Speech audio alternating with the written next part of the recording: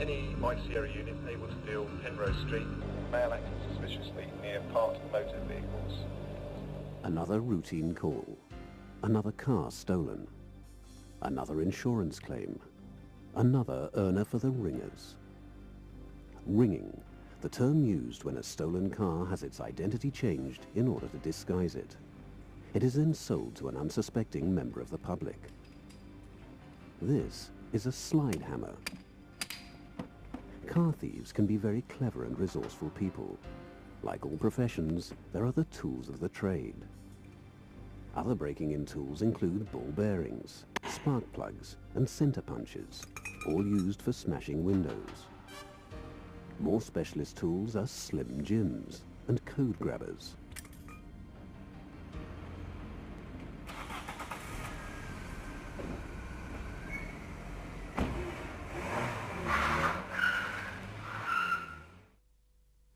If this car is to become a ringer, a false identity has to be obtained. Kev, where are you? I've got that motor what you wanted, round the front. I'll get it round the back for you, quickly. All right. One method is to purchase a vehicle that has been written off. Its relevant identification marks can then be removed and used as replacements for the ones on this car. A registration document, a V5, is also needed. Filling out DVLA Form V62, application for a duplicate registration book, will get you just that. And Form V10 will get you your tax disc. Both forms are available from the post office. The registration document is important because it shows the two identification numbers allocated to the vehicle by the manufacturer. These are the VIN, or Vehicle Identification Number, also referred to as the chassis number.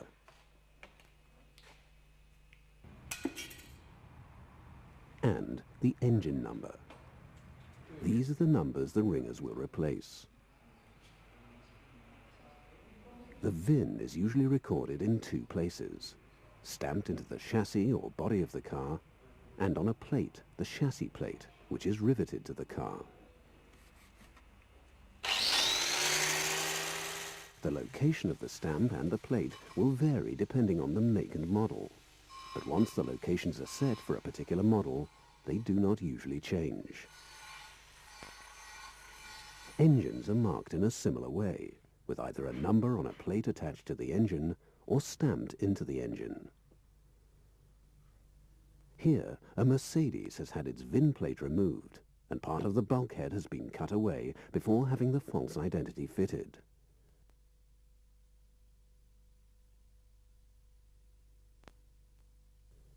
This car has been rung. You can see where the false identity has been fitted. The thieves would finish off this area so that the join is undetectable to the eye.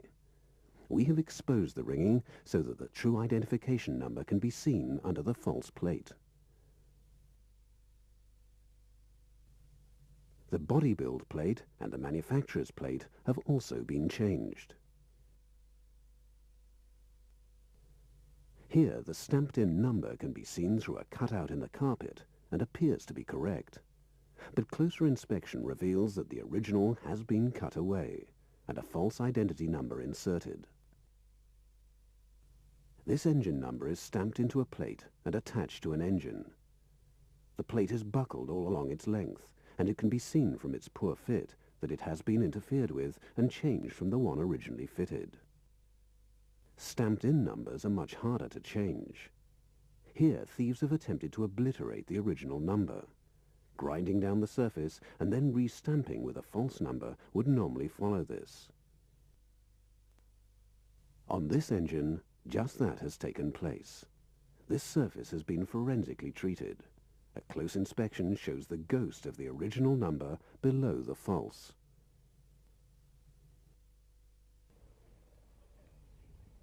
Once the VIN and engine numbers from the donor vehicle are transferred to the stolen vehicle along with the donor's number plate, it can be advertised and sold. The new owner is unaware that he is driving around in a stolen vehicle. little knowing that he risks having the vehicle taken away from him if the vehicle's true identity is discovered.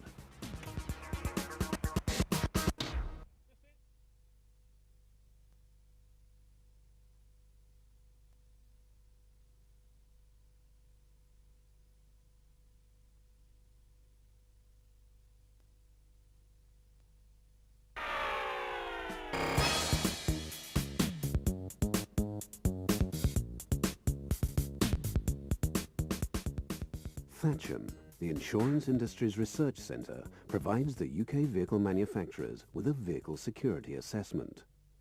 This is achieved by attacking the vehicle security systems using the same methods and tools as car thieves. A close liaison is maintained between Thatcham and police forces throughout the country to ensure the methods used here are those used by thieves. Vehicles are vulnerable to a number of simple and common tools. This film will demonstrate some of the methods and tools car thieves use.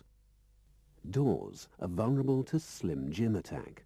Rubber weather seals can be removed, or as here, pushed back with wedges to make a gap. The tool is then inserted between the glass and the door to manipulate the linkage. Front doors are equally vulnerable to this type of attack, with various Slim Jim type tools. Here, the seal button linkage is attacked. Next, the internal release linkage was pulled up to unlock the door.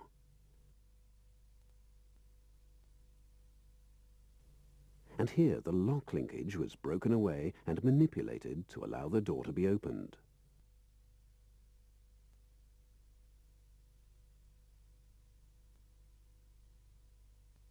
Many seal buttons are flush-fitting, like this one, but this has a ridge on its inner side which can be attacked.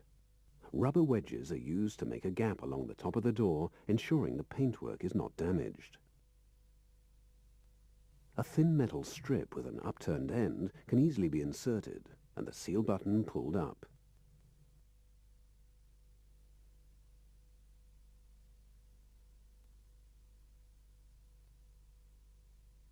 Some remote control locking devices use a fixed code. This code, sent by an infrared signal, can be grabbed by certain technical devices. This digital watch was designed for use as a remote control for video recorders. It can also read and store the signal from a remote control key fob and be used to transmit the code to unlock the doors. Manufacturers are now using rolling code transponders in the key, which cannot be copied by grabbing.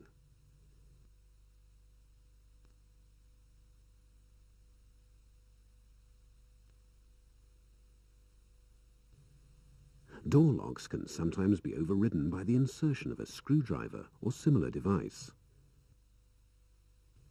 However, freewheeling lock mechanisms prevent this.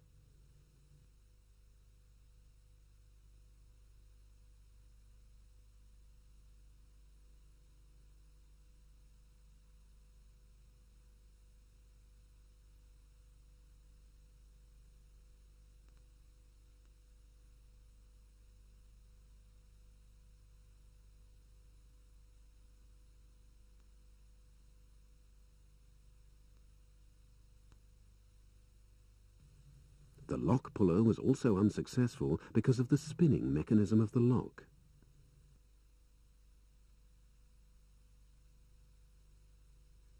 Plastic door handles are at particular risk. The plastic can be easily split.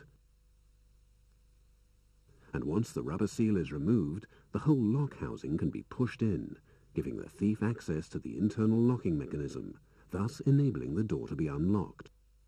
As you can see, there is no damage caused to the door skin, and the plastic door handles can be cheaply replaced. All of these methods of opening doors are not possible if the car has deadlocks fitted. Deadlocks work in a similar way to mortise locks. Increasingly, manufacturers are fitting deadlocks as standard to new cars. By far the most common means of entry is by smashing a window and reaching in to open the door. Access to the engine compartment can be gained by wedging open the bonnet, and reaching in to release the bonnet catch.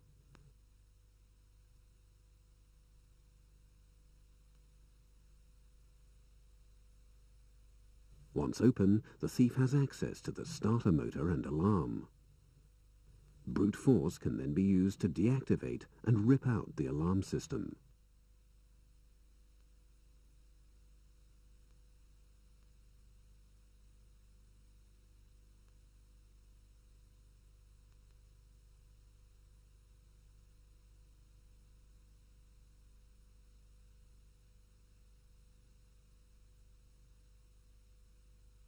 To start the car and drive away, the thief will have to overcome the steering lock.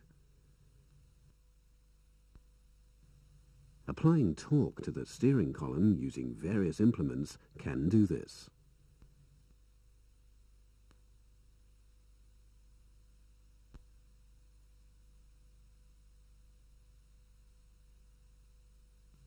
Some steering columns can be remarkably strong, but experienced thieves will know the vulnerabilities of many makes and models.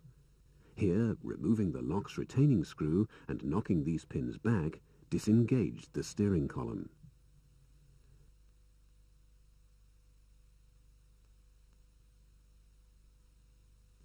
Once the steering lock has been overcome, joining the wires together can start the car.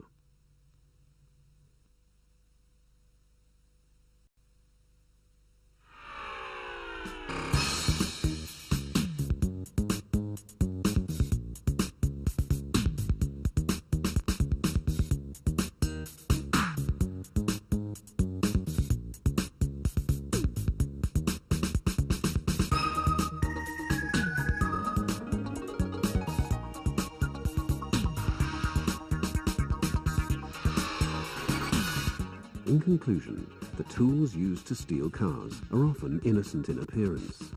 They can easily be concealed about the person. The methods used in this film are often useless against cars fitted with deadlocks and electronic immobilizers. When advising motorists on how to avoid being the victim of car theft, advise them to buy cars with these security features. Further advice can be obtained from the Thatcham National Vehicle Helpline on 0990 502 006.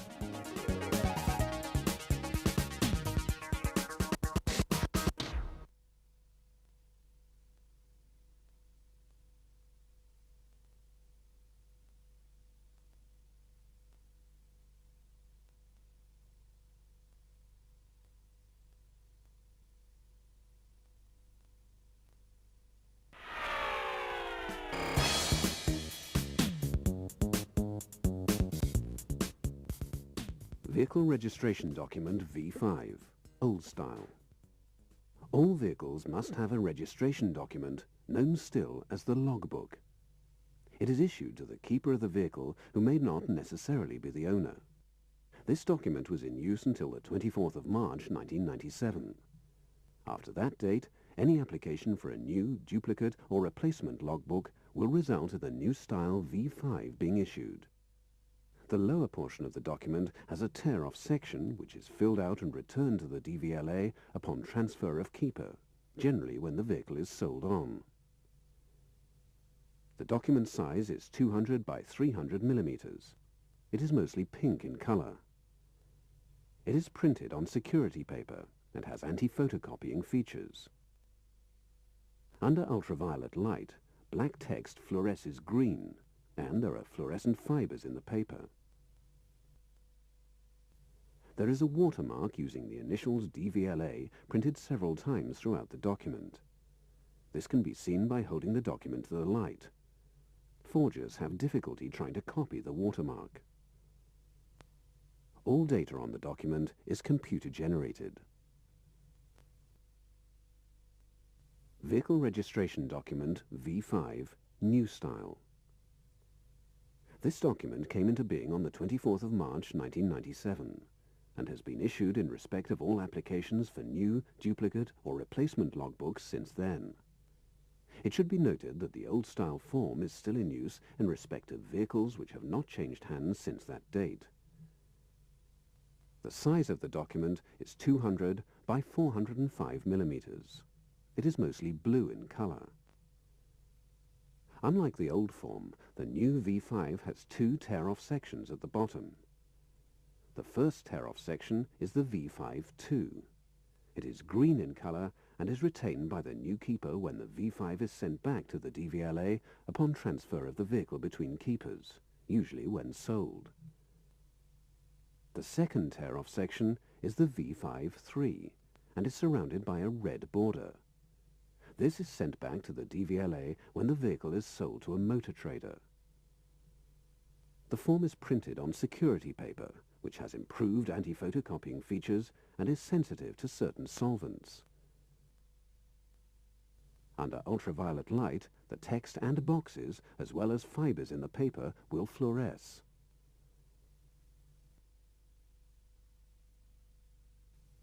The watermark consists of the DVLA logo, the letters DVLA in a triangle, repeated throughout the form. These can be clearly seen by holding the form to the light. The watermark is difficult to copy and is generally absent from forgeries. All text is computer-generated. Commonly referred to as the tax disc, it is a requirement of all vehicles to display. Because of the cost, many stolen and forged tax discs are in existence. There are several security features incorporated.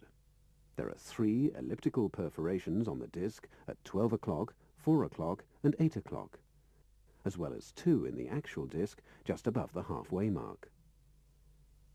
The letters DVLA are embossed across the disc just below the serial number. The paper has bleeding properties designed to be activated by brake fluid. If any attempt is made to alter the writing on the disc, the ink will bleed through to the front of the disc. The method of printing incorporates the gradual fading of color. Photocopying the disc will result in a change in color to the disc. Photocopies will not have the embossed lettering or the elliptical holes. Driving license, old style. All text is computer-generated. The watermark comprises the letters DVLA throughout the paper. The watermark can be clearly seen by holding the license to the light. Photocopies will not have the watermark. The paper is likely to be folded wallet size. Driving license, new style. There are 2 parts to the new driving license: the credit card style photocard license itself and the paper counterpart showing convictions. The photocard driving license is the same size as the standard credit card and contains several state-of-the-art security features. The driver's color photograph is ingrained within the card and has a fine line print over it. A ghosted image of the photograph appears towards the center of the card. A DVLA roundel motif overlaps both the photograph and the ghosted image. The card has a pastel color background, pink for full license, green for provisional, with white wavy DVLA lettering repeated across the card. Any attempt to remove text will produce white patches. The DVLA lettering is repeated at regular frequency across the bottom of the card. The color shift of this feature as the viewing angle is changed assists validation of the card.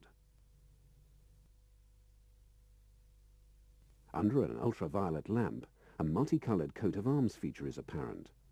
This prevents photocopying and assists validation of the card for those with a UV lamp. On the reverse of the card, the pastel background is repeated with the DVLA logo making up the design across the card. At the bottom of the card is a barcode. Under a UV light, the repeated DVLA logo in green is visible.